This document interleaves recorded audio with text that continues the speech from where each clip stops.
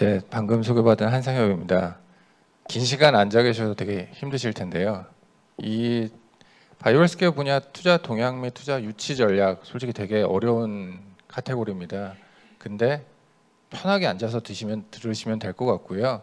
제가 드리는 말씀들 그냥 들으시고 궁금한 거 있으시면 이따가 Q&A 시간에 언제든지 얘기를 해주시면 오히려 제가 그 부분을 답변 드리는 게 더 나을 수도 있을 것 같아가지고요. 제가 정리한 내용들은 간단하게 말씀드리고 그렇게 진행하도록 하겠습니다. 네, 일단 저 나와 있는 저 사람이 누구지 하실 것 같아서요. 제 이름은 한상엽이고요. LSK 인베스트먼트에서 부사장으로 있습니다.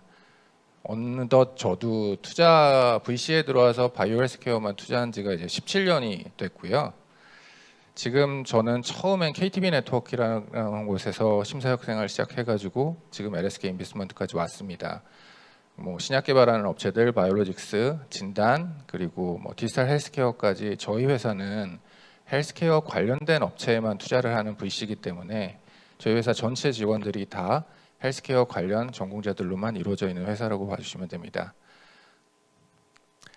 바이오헬스케어 투자 동향 말씀드릴 텐데요. 먼저 제가 오늘 원래는 2시쯤 키노트 스피치를 말씀드리는 걸로 돼 있었습니다. 근데 저희도 마찬가지 펀드레이징을 하고 있습니다. 그래서 다른 기관에 가가지고 PT를 하느라고 제가 뒤쪽으로 지금 발표 시간을 늦췄는데 동향을 말씀드리면은 조금 요즘 좋지는 않습니다. 그 내용들을 제가 뭐 기사나 이런 부분들을 통해서 지금 참석하신 분들한테 말씀을 드릴 텐데 이제 그 부분에 안에서 어떻게 보면 분명히 돌파구는 있을 거라고 생각이 되기 때문에 그런 부분을 잘 준비하시면 될 것 같고요. 마찬가지로 VC들도 지금은 펀딩을 해서 펀드를 만들고 이제 벤처기업들한테 투자를 해야 되는데 그 부분도 마찬가지로 요즘은 경색이 좀 오고 있다. 이렇게 생각해 주시면 될 것 같습니다. 이런 기사 많이 보셨을 겁니다. 바이오 안 좋다. 그리고 바이오 심사역들도 힘들다. 과거에 높은 밸류에이션으로 투자를 받았었는데 지금 또 펀딩을 해야 되는데 어떻게 해야 되는지 잘 모르겠다. IPO가 막히자 투심이 급냉하고 있다. 이런 기사들을 지금 신문지상에서 많이 보시고 계실 텐데 제가 처음 VC에 들어왔을 때 기술성 평가로 3개 회사가 처음 코스닥에 상장할 때 저는 입문을 했습니다. 그 뒤에 이제 줄기세포 황우석 박사님의 사태가 터졌고요. 그리고 중간에 또 리만브라더스 사태도 있었습니다.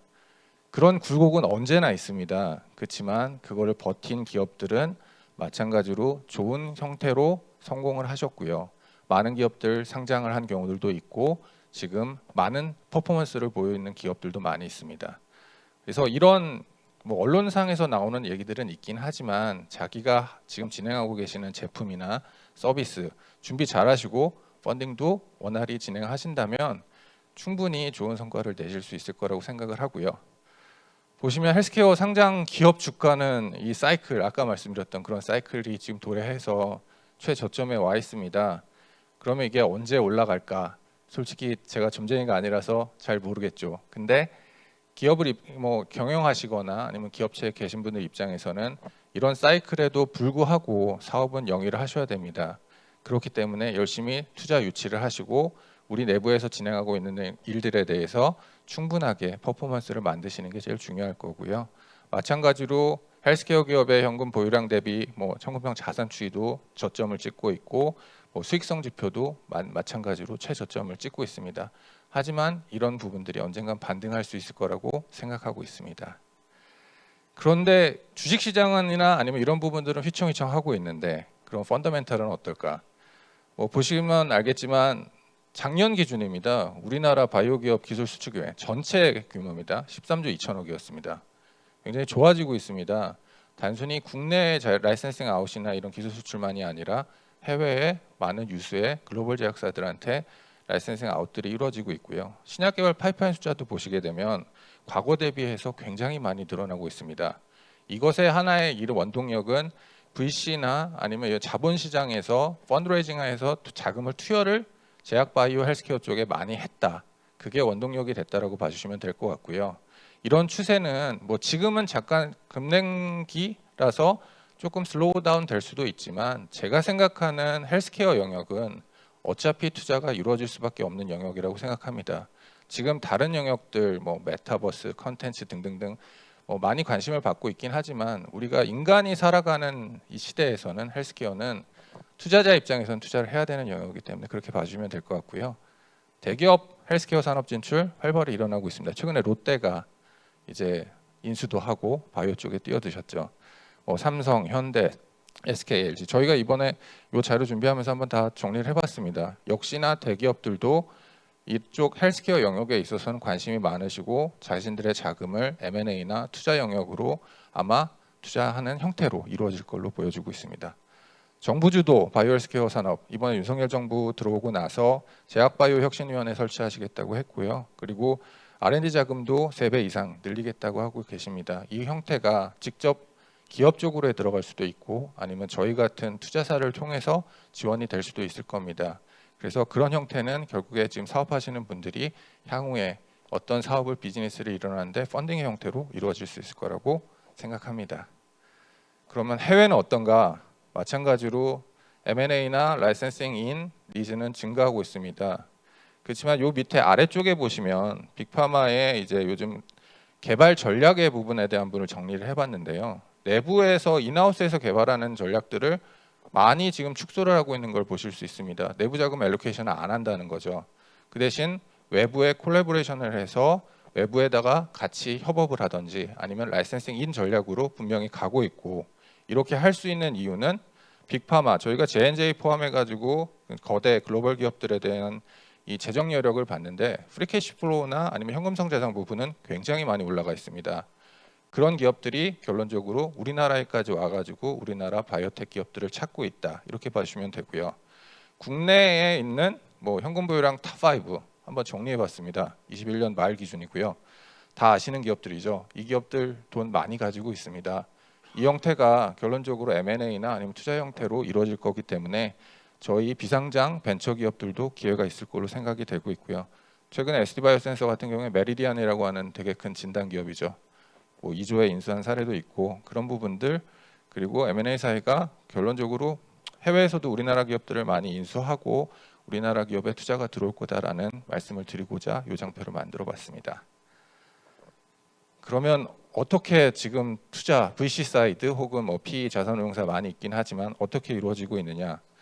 지금 1분기까지 보게 되면 신규 투자는 이제 688개사에 2조 827억 투자가 됐습니다. 1분기에만. 근데 전년 동기 대비해서 보면 증가했습니다. 근데 여기서 보시는 가운데 부분인데요. 작년까지는 바이오 의료가 굉장히 큰 부분을 차지하고 있었는데 올해 들어서 비율이 떨어지고 있습니다. 그 이유는 작년부터 일어났던 주식시장에 있었던 바이오 헬스케어 관련된 기업들에 대한 구설수부터 해서 악재들이 연장선상으로 돌아온 부분들도 분명히 있을 거고요. 그리고 올해 1분기부터 시작된 글로벌 금융위기나 이런 금리의 인상 이런 부분들이 반영이 되다 보니까 좀 위험성이 큰 어떻게 보면 바이오 의료 쪽에는 이제 투자 비중이 좀 줄고 있다라는 걸 생각하시면 될 것 같고 이런 부분들이 물론 줄긴 하지만 여전히 VC 사이드에서는 바이오 의료 쪽에 투자를 많이 하고 있다 그리고 관심 가지고 있다라고 생각해 주시면 될 것 같습니다. 그래서 이거는 또 다른 곳에서 반기 기준으로 본 건데요. 펀딩액이 마찬가지로 이제 과거 대비해서 좀 줄고 있는 형태가 보여지고 있고 이거는 이제 제가 이따가 투자 전략 부분에서 연장선상으로 말씀드릴 부분들인 것 같습니다. 이런 형태 속에서 기업을 하시는 분들은 어떤 준비를 해야 될까 나중에 다시 말씀을 드리게 될 것 같고요. 마찬가지로 이 스테이지 와이즈로 보게 되면 시드나 시리즈 A보다는 지금 B단계의 투자가 많이 이루어지고 있습니다. 물론 이게 금액 기준이다 보니까 이제 이쪽의 파이가 커지긴 하지만 여전히 시드, 시리즈 A 그리고 시리즈 B 쪽으로 투자가 많이 이루어지고 있다는 말씀 드리고 싶습니다. 그러면 신약 개발 쪽을 말씀을 드리면은 8,800억 정도가 상반기에 투자가 이루어졌는데 역시나 과거 작년까지는 항암제 시장이 항암제를 개발하고 있는 쪽이 투자가 많이 각광을 받았습니다. 근데 올해 들어서부터는 CNS 이제 중추신경계 질환 쪽에 치료제 기업들 쪽으로 좀 많이 관심을 갖고 있는 상태고요. 참고로 말씀드리면은 여기 저희 회사에 투자한 대표님 한 분 와 계신데 CNS 쪽 하고 계십니다. 네. 그래서 요즘은 이제 VC 쪽에서는 CNS도 많이 관심을 가지고 투자하고 있다라는 말씀을 드리고요. 그러면은 이쪽에 신약 개발 부분만이 아니라 그러면 헬스케어, 뭐 디지털 헬스케어 영역이 있을 텐데 이쪽에 그럼 어떤 쪽으로 투자를 VC들이 많이 했냐 보게 되면은 뭐 역시나 헬스케어 앱 관련된 부분들의 투자가 제일 많이 이루어지고 있고요. 그 다음으로 이제 진행 부분이 비대면 진료 서비스 할 수 있는 앱들, 그리고 최근에 떠오르고 있는 건 DTX라고 하는 디지털 치료제 쪽 영역이 이제 주요 관심 부분으로 떠오르고 있습니다. 그럼 이제 바이오헬스케어 투자 유치 전략입니다. 이렇게 약간 암울하고 VC가 돈을 많이 투자를 안 하는 것 같고 하는 상황인데, 그러면 오늘 참석해 주신, 물론 저 앞에 보면 저희 업계 동료분들도 계시긴 한데 VC들은 어떤 투자를 할까, 그리고 어떤 준비를 하면 될까 부분일 것 같습니다. 그래서 이 자료를 만들면서 솔직히 저도 이게 답이 있는 걸까 하는 생각이 조금 들었었어요. 결론적으로는 정답은 없습니다. 그렇지만 이 장표 안에 나온 얘기, 그러니까 내용들은 제가 이런 기업들을 만나면 이런 준비를 해서 저희 회사를 찾아오시고 저를 만나시면 저는 좋아할 것 같다라는 부분들을 적어봤습니다. 그래서 그 내용들 말씀드리겠고요. 그럼 먼저 왜 헬스케어냐? 저희가 보는 뷰는 그렇습니다. 지속 가능하고요. 아스피린 사진입니다. 굉장히 오래된 약이죠. 근데 여전히 저희 아스피린 먹고 있죠. 그리고 꾸준히 성장하는 산업이기 때문에 인구의 고령화, 그리고 퀄리티 오브 라이프에 대한 관심, 이런 부분 때문에 역시나 바이오헬스케어 분야는 유망하다. 그리고 수익성 부분인데 혹시 아시는 분들은 아실지 모르겠는데 이번에 제가 자료 만들면서 봤더니 모더나 같은 경우에 넷인컴 당기 수익률이 66%더라고요. 이거 못지않게 저희 바이오헬스케어 분야의 사업을 영위하시는 매출이 발생했을 때는 높은 수익성을 가져올 수 있는 기업이기 때문에 이쪽에 대한 관심은 저희 회사 같은 경우에는 꾸준히 가지고 역시 투자를 할 거다라는 말씀드리고자 합니다. 그러면 투자 패러다임이 과거랑은 약간 많이 바뀌고 있습니다. 벤처, VC 쪽으로 정부 자금이든 아니면 금융기관의 자금이든 들어오는 돈들은 굉장히 많고요. 과거에 중공업이나 기계 그리고 IT 영역에 있어서는 정말 매출이 발생해 성장률이 얼만큼이야, 이런 부분에 대한 이제 유형자산의 평가 아니면 포캐스팅이 가능한 부분에 대한 거를 많이 저희가 염두를 하고 투자를 했다면 모바일 게임, 헬스케어, 웰리스, 컨텐츠 이런 쪽의 사업들이 이제 대두가 되면서 이쪽 부분은 무형자산에 대한 부분이 훨씬 강조가 되고 그거에 대한 투자 결정 지표들이 달라지고 있습니다. 과거에는 아까 말씀드렸듯이 정량적인 부분이라면 지금 정성적인 부분입니다. 그래서 우리 심사역들도 대부분 비즈니스 모델 검증을 제일 많이 하고요. 그 효과가 얼만큼 많이 발생을 할까, 그러다 보면 레퍼런스 책을 많이 하게 되고 그 성공 가능성도 VC 심사역들이 판단하기는 굉장히 어려운 부분이라서 뒤에 말씀드리겠지만 이제 디시전 메이커들에 대해서 이런 기업에 대한 이제 레퍼런스 책을 굉장히 많이 하게 됩니다. 그래서 과거의 정량적인 평가에서 지금 정성적인 지표로 많이 가기 때문에 오히려 VC한테 펀딩을 하실 때 정답은 없지만 최대한 준비를 하시는 게 좋을 것 같습니다. 이건 저희 회사 LSK 인베스트먼트의 투자 전략입니다.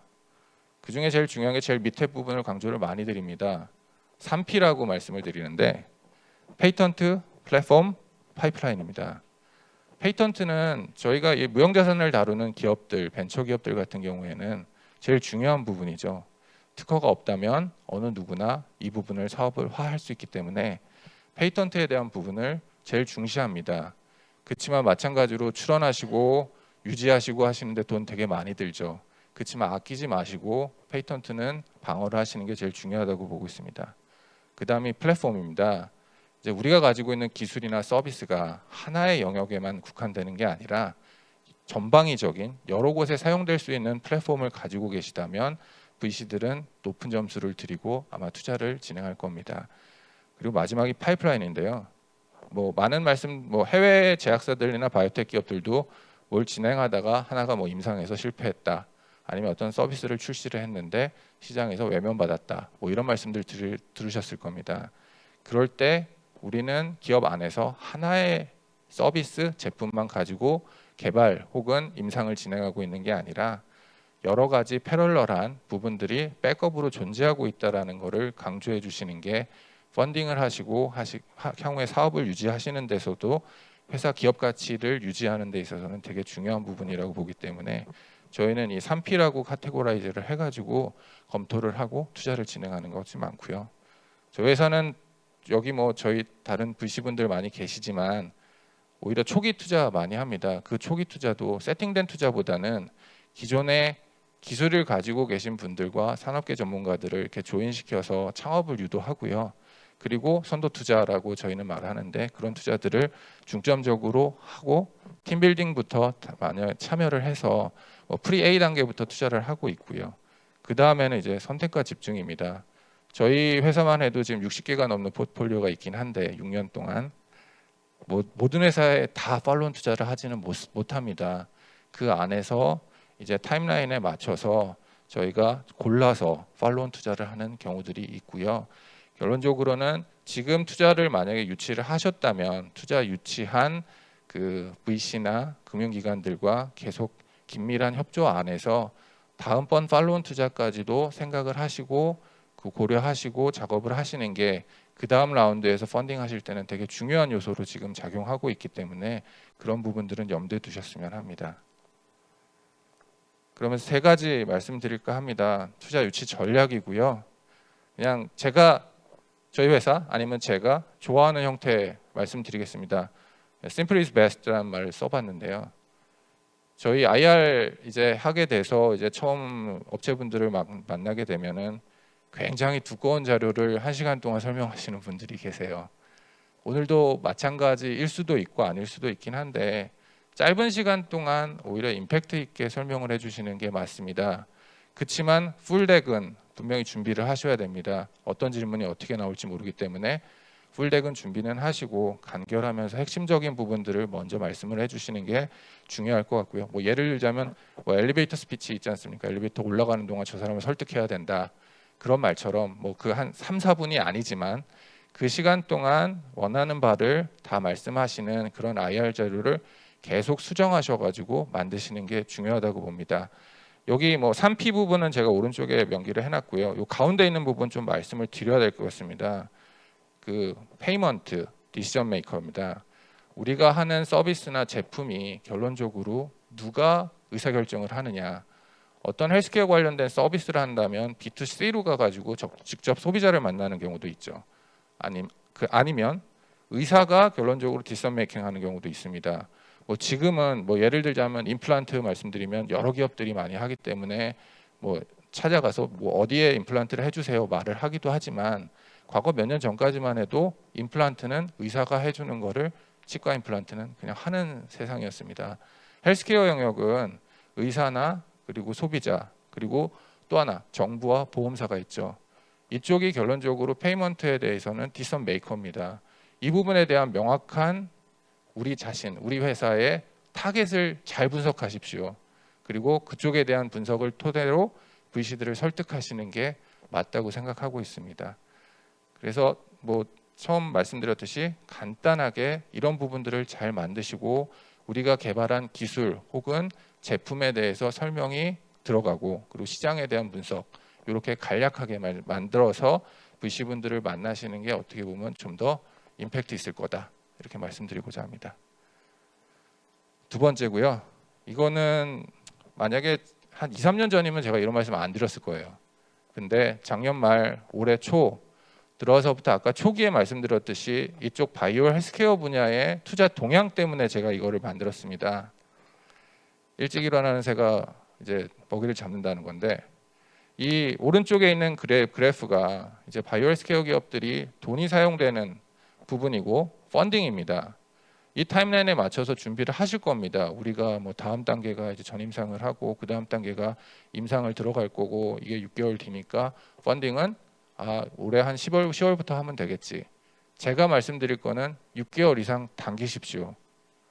지금 추진하고 계신 그런 펀딩 일정이나 이런 부분들보다도 먼저 시작하시는 게 지금 상황에서는 맞습니다. 그 이유는 바이오 헬스케어에 대한 부분이 투자가 활발하게 이루어지고 있다면 얼마든지 내가 원하는 타이밍에 투자자들을 만나시고 투자자들한테 피치를 하시고 설득하시는데도 물론 그 다음부터 한 3, 4개월 걸리겠지만 먼저 시작하시고 하시는 게 가장 중요한 부분일 것 같아서 이 말씀을 드립니다. 그래서 저희 같은 경우에는 저희 투자 기업들한테 지금 담당자들이 다 미리미리 말씀드립니다. 다음 라운드 투자를 준비하세요. 물론 그게 내년이더라도 지금부터 준비하십시오. 이런 말씀을 드리고 있고요. 그래서 한 가지 더 말씀드리면 나랑 비슷한 속성의 회사들이 작년에 얼마 밸류에이션의 펀딩을 받았더라. 이런 말씀들 많이 들으시죠. 그러면 경영진 혹은 회사에 계신 분들은 아, 우리도 이 정도 밸류에이션이면 받아야지 하는 생각들을 하실 수 있는데 희망 기업 가치보다는 성공적인 자금 유치에 방점을 찍으시는 게 맞을 것 같습니다. 그게 과거의 어떤 기업, 그거는 그 당시의 상황이고요. 지금 2022년을 살아가시고 사업을 하시는 여러분들은 지금 시점에서 펀딩을 하시는 거기 때문에 이제 밸류에이션에 너무 연연하지는 마시고 성공적인 자금을 유치하셔서 지금 하고 계시는 비즈니스를 그냥 추진력 있게 밀고 나가시는 게 향후에는 좀 더 안전한 방법이었다라는 선택을 하실 수 있을 것 같아요. 그래서 그 부분을 생각해 주셨으면 싶고 뭐 마찬가지로 2, 3년 전에 에퀴티 파이낸싱이 쉬워서 이제 투자 기관 만나가지고 투자 유치하시고 뭐 100억 뭐 심지어 뭐 500억, 600억 투자 유치하셨습니다. 근데 지금은 말씀드리는 거는 정부 과제 준비하시고요. 그리고 보증 통해서 데파이낸싱도 미리미리 준비하시는 게 맞을 것 같습니다. 여전히 정부 과제랑 데파이낸싱 쪽은 에퀴티 파이낸싱 쪽보다는 비교해서 그래도 이쪽 비상장 기업들에 대한 지원을 많이 하고 있기 때문에 뭐 예를 들자면 제일 잘 아시죠, 기보, 신보, 뭐 지금 아기 유니콘도 다시 이제 받고 있고요. 그런 부분들을 해서 보증을 받으시고 그리고 그 데파이낸싱 부분을 미리 여력을 땡겨 놓으셔야지 아까 말씀드렸듯이 기관들을 통한 자금 유치가 조금 어려워진 상황에서는 이런 부분을 통해서 진행하고 있는 것들을 밀고 나가셔야 됩니다. 그래서 이 부분은 이제 저희 뭐 C레벨 혹은 기업에 뭐 어서 오셨으니까 이런 부분들을 염두에 두시고 준비를 하시는 게 좋을 것 같습니다. 세 번째고요. 이게 시옷처럼 보이는데 사람인입니다. 제가 그냥 저희 투자하고 나서 이제 대표님들이나 C레벨 분들한테 제일 말씀을 많이 드리는 부분입니다. 그러니까 사업은 특히나 저희가 기계장치 깔아가지고 막 그렇게 하는 제조업이 아닌 경우들이 많으니까 사람으로 시작해서 사람으로 끝난다고 생각합니다. 개발, 실험 아니면 뭐 소프트웨어를 만드는 것도 사람이고요. 그거는 내부적으로 보게 된다면 회사를 구성하고 있는 내부 인력들, 뭐 마찬가지로 투자자들은 내부 인력의 이탈, 좋은 사람들이 있느냐 이런 부분이 어떻게 보면 무형자산에 대한 평가 부분입니다. 그렇기 때문에 인력 관리, 인센티브, 스탁 옵션 뭐 이런 부분들을 잘 관리를 하셔가지고 이제 내부 인력을 잘 관리하시는 게 좋을 것 같고요. 마지막은 외부 네트워킹도 되게 중요한 부분이다.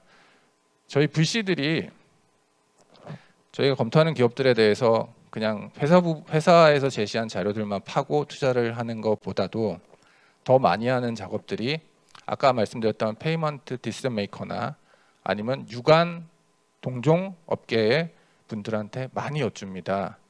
그래서 사업하시는 이제 사장님들한테 제일 많이 말씀드리는 게 과거에는 누구랑 사이가 안 좋으셨어도 사업을 시작하셨으면 좋은 관계를 유지하십시오. 이런 말씀드리거든요. 그게 내가 지금 밀고 나가고 있는 이 회사의 미래 아니면 지금에도 어떤 형태로든지 영향을 미칠 수 있기 때문입니다. 펀딩은 마찬가지고요.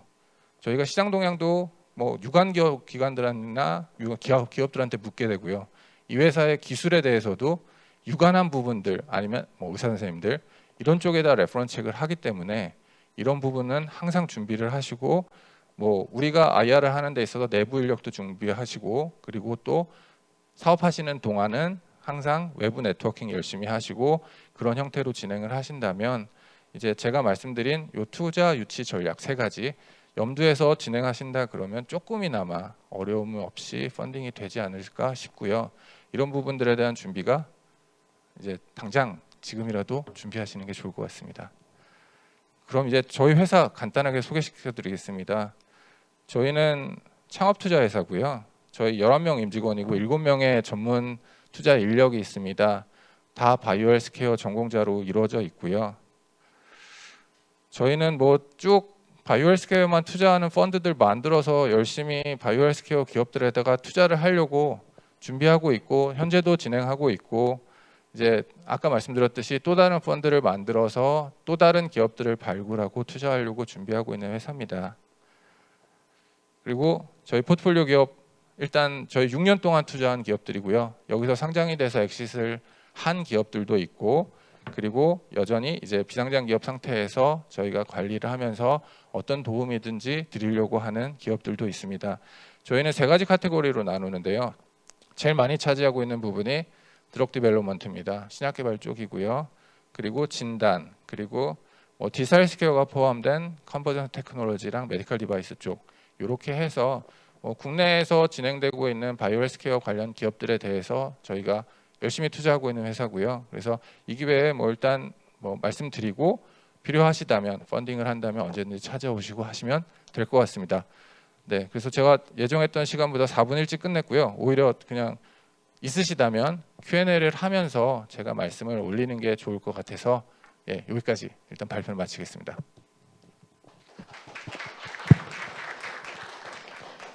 네, 한상혁 부사장님 발표 잘 들었습니다. 그럼 현장에 계신 분들 대상으로 질의응답 진행해 보도록 하겠습니다. 마이크 전달 부탁드릴게요.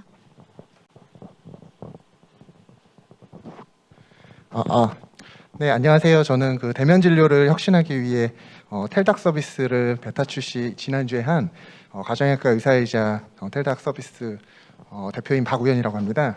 저희는 이제 극초기 기업이 그렇듯이 아직 많은 문제점을 가지고 있는데요. 그러다 보니까 사실 나름대로 투자를 받을 계획을 가짐에도 불구하고 적극적으로 아직은 VC 분들 컨택은 아직 못하고 있는 상황입니다. 어느 정도 PMF를 더 확실히 찾고 저희의 내부적인 문제가 많이 해결했을 때 찾아뵙는 게 좋을지 아니면 지금부터라도 열심히 좀 적극적으로 관계를 좀 맺어 나가는 게 좋을지 한번 여쭙고 싶습니다. 네, 저희가 아까 선도 투자 말씀을 드렸는데요. 이제 일례로 어떤 사례를 들으면 학계에서 개발한 기술과 산업계 전문가를 연결지어서 일단 창업을 하게 만들었습니다. 그리고 저희 투자를 진행을 한 경우도 있어요. 모든 게 만들어지면 이제 VC가 솔직히 투자해서 돈을 벌 수 있는 기회가 있을까요? 저는 없다고 생각하고요. 빈 부분 분명히 있습니다. 근데 오히려 만나셔가지고 그런 부분에 대한 피드백을 들으시면서 보완을 하시는 게 맞다고 생각하고요. 그런 거는 그런 형태는 물론 1대1 미팅도 있긴 하겠지만 이런 자리들 통해서 VC에 대한 커버리지를 많이 넓히시고 그런 얘기들을 많이 준비하시면서 인력적인 부분 도움도 많이 받으시고 그리고 비즈니스 BM을 잡으시는 데 있어서도 이런 방향 물론 다 고려하시고 창업을 하셨겠지만 제3자적인 시작도 분명히 존재하기 때문에 그렇게 미리 작업하시는 게 맞다고 생각합니다. 다 준비되고 나오셔도 좋지만 아까 말씀드렸듯이 펀딩 시장이 녹록하지는 않기 때문에 미리미리 준비하시는 게 더 좋을 것 같아요. 네, 또 질문 있으신 분들 있으실까요? 오늘 발표하신 창업기업들도 손 들어주시면 질문 가능하십니다. 없으신가요? 네.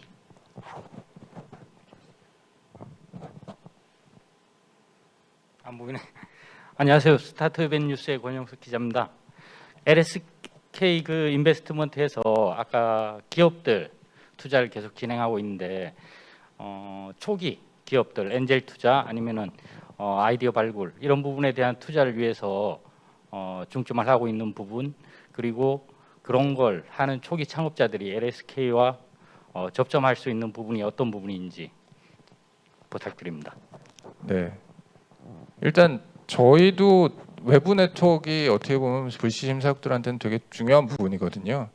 어딘가에서는 지금 시간에도 창업이 이루어지고 있고 사업을 하시는 분들이 생겨나고 있는데 그런 부분들을 저희가 일일이 다 알 수도 없고 찾아다니지도 못합니다. 결론적으로는 외부의 네트워크 속에서 그런 소개를 많이 받습니다. 그래서 제가 아까 말씀드렸듯이 펀딩도 마찬가지로 네트워크다, 사람이 중요하다라는 말씀을 드렸듯이 저희는 콜드콜로 저희 회사로 들어오시는 경우들도 저희 심사역들이 다 그 자료를 다 봅니다. 그렇게 보내셔도 됩니다. 아니면 주변의 VC들을 아시는 사람을 통해서 접촉을 하셔도 좋고요. 그래서 일단 주저하지 마시고요. 일단은 VC를 통한 펀딩 아니면 이제 투자 기관을 통한 펀딩을 일단은 진행하시는 게 맞을 것 같고요.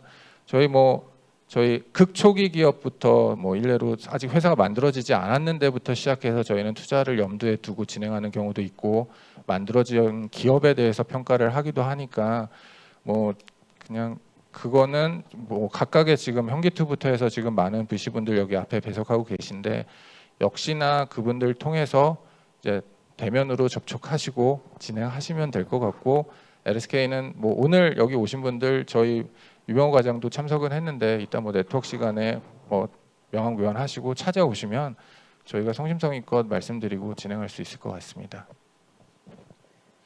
네, 또 질문 있으신 분 있을까요? 네, 마이크 전달 부탁드릴게요. 들리시나요?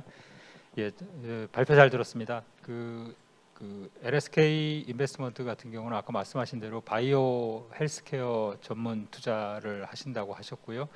그런데 또 말씀하신 바와 같이 지금 바이오의 투자 시장이 굉장히 위축돼 있는 상황인데, LSK 같은 경우는 이런 상황에서 그 바이오 안에서도 이제 신약과 뭐 또는 의료 기술이나 의료 기기나 이런 쪽으로 나눠지는데, 어느 쪽에 사실 신약 쪽이 어떻게 보면 일반적으로 좀 더 리스크가 크다고 볼 수가 있는데, 지금의 초기 투자 비용, 초기 투자에 있어서의 그 비율을 좀 더 리스크가 좀 더 많은 신약 쪽보다는 다른 의료 기기나 이런 쪽으로 좀 비중을 높여가는 상황인지, 아니면 여전히 초기 투자에도 신약 쪽에 관심이 있고 투자를 지속하고 계신지, 그 부분에 대해서 좀 여쭙고 싶습니다. 네, 아까 저희 회사 이 포트폴리오상으로 보게 되면, 그러니까 드럭 디벨롭먼트 쪽이 많아 보이시죠? 뭐 이쪽 부분의 투자를 저희가 초기에 중점적으로 했던 부분도 많고요. 근데 지금 상태는 신약 개발은 저희 회사에 어떻게 보면 되게 중요시되는 부분이라서 신약 개발 업체들 투자는 계속 합니다. 그렇다고 신약 개발 업체만 투자하는 건 아니고, 진단이랑 이제 디지털 헬스케어 쪽 관련 업체들을 지금 계속 익스포즈를 넓혀가고 있는 상태라고 봐주시면 되고요. 어느 한쪽으로 이제 투자 전략이 바뀌어서 대상 기업이 바뀐다 이렇게 생각은 하진 않습니다. 저희는 좋은 기업이라면 그게 이제 어떤 영역에 속하더라도 투자를 해야 되는 거고요. 그럼 리스크도 말씀해 주셨는데, 벤처 기업이 리스크가 없는 사업은 없다라고 생각합니다. 그게 시간적으로 오래 걸리느냐, 아니면 짧게 걸리느냐, 뭐 아니면 이게 당장 바로 성공할 수 있느냐 없느냐, 어느 누구도 판단하기는 좀 어려운 부분이고요. 리스크는 다 존재합니다. 그렇지만 VC는 그 리스크를 바탕으로 해서 투자를 하고 리턴을 가져가는 부분이고요. 그렇게 봐주시면 되고, 이제 저희가 그렇지만 다른 VC나 투자 기관들처럼 전방위 영역을 하는 것은 아니기 때문에 좀 헬스케어 안에서만 투자를 하니까 뭐 어느 한쪽에 편중되지도 않고, 계속 헬스케어, 바이오 헬스케어 쪽은 계속 투자를 하고, 그 뭐 일례로 말씀드리면 저희 앱 만드는 회사도 투자를 합니다. 그거는 엔드 포인트에서 어플리케이션이 헬스케어라 그러면 저희는 투자를 하거든요. 다만 시장적인 관점과 그쪽의 디시전 메이커들이 어떤 평가를 하냐에 따라서 저희는 투자를 합니다. 그렇기 때문에 이제 뭐 요즘 상황이 별로 신약 쪽이 안 좋다고 얘기를 하니까 뭐 디지털 컨버전스나 이런 쪽으로 늘릴 거냐, 신약 업체도 여전히 투자를 할 거고요. 그리고 뭐 의료기기나 진단, 그리고 디지털 컨버전스, 디지털 헬스케어 쪽도 계속 투자할 예정입니다. 네, 저기 한번.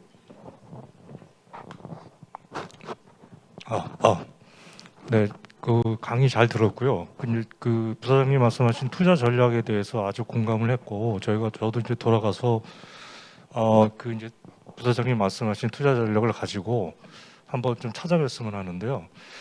지금 요즘에 이제 시장 상황이 너무 안 좋아가지고 그 바이오 헬스케어 쪽에 또 그 선배 회사들이 많은 이제 좀 이렇게 오점을 남겨서 이제 이 좀 저희 후발주자들한테는 굉장히 이제 불리한 상황인 것 같아요. 그리고 이제 LSK가 그 바이오 헬스케어 위주로 투자를 하신다고 그랬는데, 아무리 그래도 이제 투자 재원은 한정이 돼 있을 거 아닙니까? 그리고 이제 여기 모여 계신 여러분들 전부 다 이제 바이오 헬스케어인데요. 어느 정도 이제 그 투자 재원이 있어서 여기에 계신 분들이 다 경쟁자인데 어느 정도가 이제 뭐 올해 그 투자 재원이 되는 건지, 그리고 이제 한 가지 더 건의사항이 있다 그러면 LSK 말고 또 이제 VC들이 여러 개 회사들이 있을 텐데 더 추천해 주실 그 창투사가 있으면 좀 말씀을 좀 해주시면 감사하겠습니다. 네, 일단 오늘 형기투 한투파 코오롱 IMM에서 오셨거든요. 네, 다 훌륭한 기관들이고요. 그리고 저희 회사가 얼만큼 여력이 있냐, 뭐 저희 회사에 일단 기본이 바이오 헬스케어에 투자를 해야 되는 VC입니다. 그렇기 때문에 투자는 진행이 될 거고, 저희가 아까 말씀드렸듯이 그 투자를 하려고 지금 저희가 또 새로운 펀드를 준비를 하고 있는 것처럼 저희 회사는 이제 돈이 없어서 못합니다, 뭐 이런 말씀드리는 거는 아닌 거고요.